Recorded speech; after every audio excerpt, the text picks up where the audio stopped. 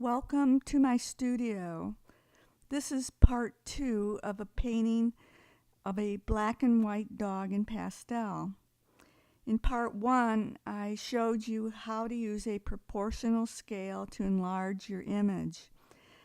Now I have transferred that image I drew using graphite paper to my pastel paper surface.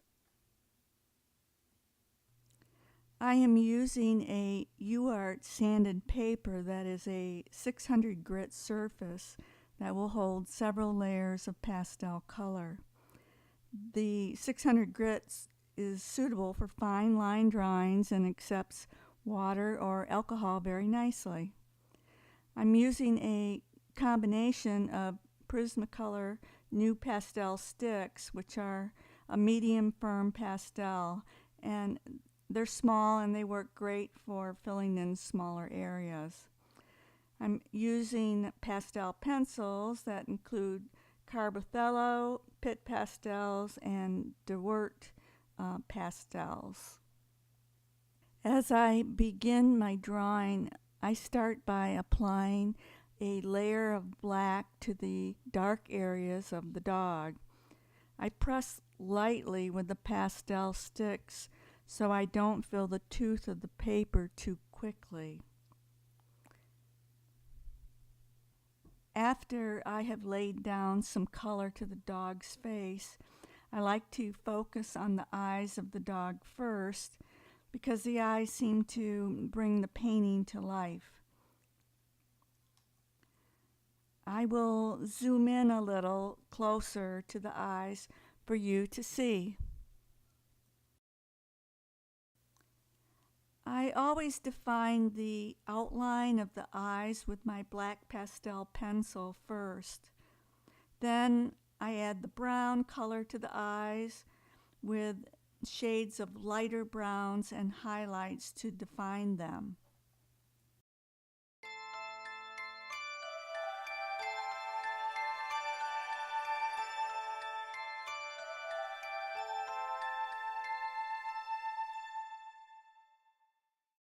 Since the eyes are a small area to work in, I use a blending stick to blend my eye colors. I use a rubber-tipped blending stick that works very nicely for the small areas.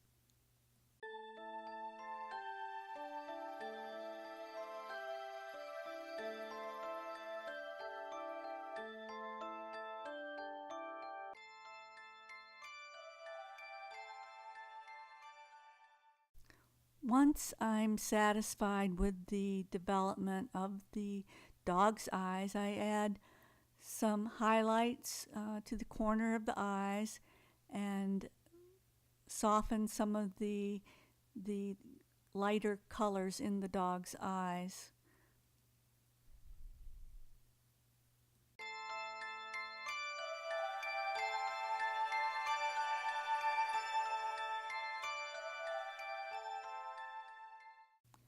UArt paper can be rough on your fingertips when rubbing color into the paper. So I will use a small piece of pipe insulation that I cut off to blend the first layer of color into the tooth of the paper. Once I have blended some color on the surface, the next layers of color are easier to blend with my fingertips. I have a spot in this video where I will share with you what the pipe insulation looks like. It's a foam covering over the pipe. The chest hair on the dog will be white, but I'm applying some darker values of gray first before applying any white to the chest. White fur is never really white, but a combination of lighter colors. In order for the white hair to show up, we need to have some darker color beneath it. So that's why I chose gray first.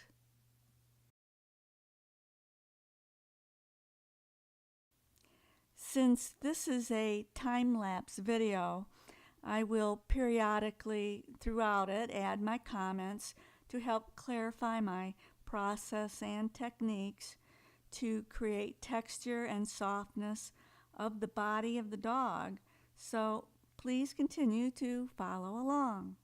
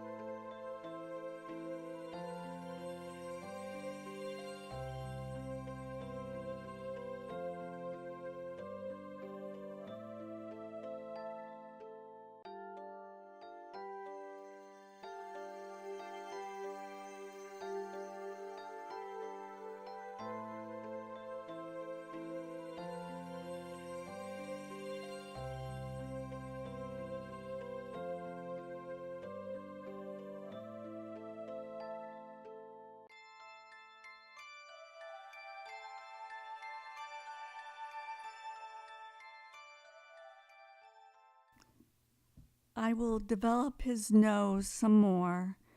The nostrils are very prominent on his nose, so the dark gradation is important to create that depth in the nose. A dog's nose has a lot of texture, and to create that texture, I draw small circles of lighter grays to define the highlights reflecting on his nose. I continue to define the shading and shape as I go.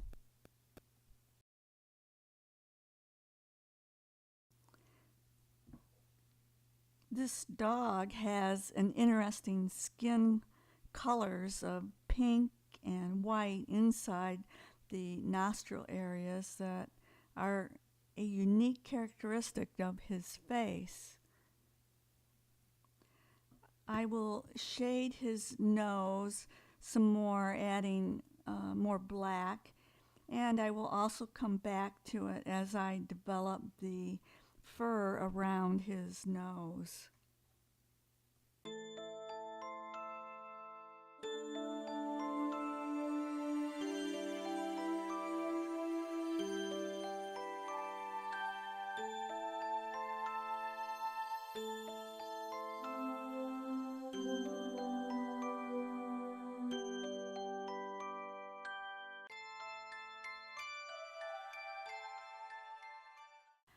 I have applied a thin layer of white pastel to the background of the painting for a base layer. Using my fingers to blend the white could give me some sore fingers. Since this is a large area to blend, I will use a foam installation piece to blend the color. You can buy it at your local hardware store fairly cheaply, and you can throw away the pieces you've used as you go.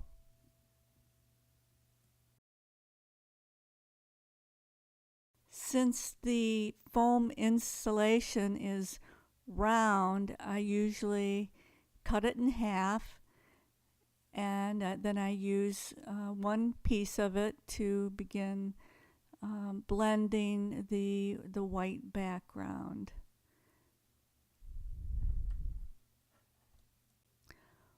Once I have completed blending the white color on the background, I will be able to add more layers of color without having to blend with the piece of foam. It'll blend very nicely just using my fingers and won't irritate my skin.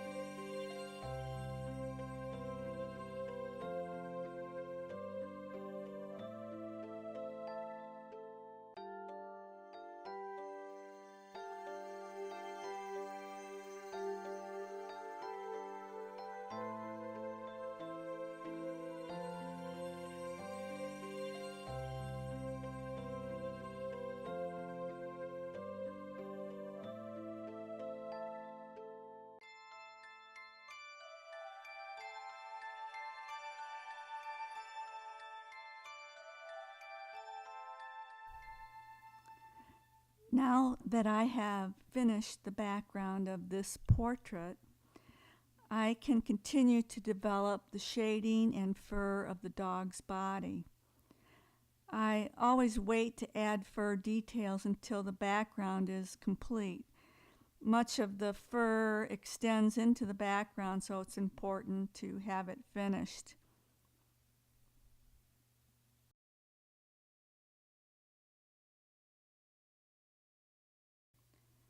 For the rest of the video, I will be developing the hair with my pastel pencils, and I will try to create the fur texture and softness of the fur.